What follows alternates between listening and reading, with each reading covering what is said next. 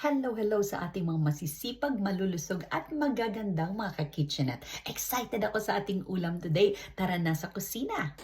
Excited akong kumain ng vegetarian pakbet. Meron tayo nakitang kalabasa na mura, talong, at saka okra. Look, oh, ang cute-cute ng kailang okra. So, ginisang ano lang ito, mga gulay.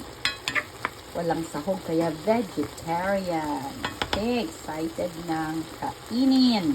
Kagandahan ng pagluluto ng vegetable na vegetarian style. Dinadamihan ko siya by the way kasi minsan very short ang aking lunch break. Kaya initin na lang.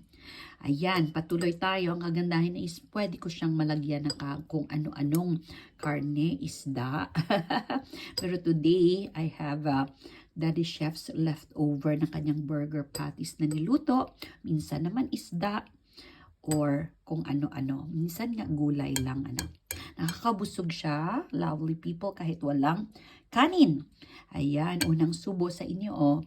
Very cute na zero-sized okra. Okay, kain na po tayo. Yum, yum. Thank you, Lord.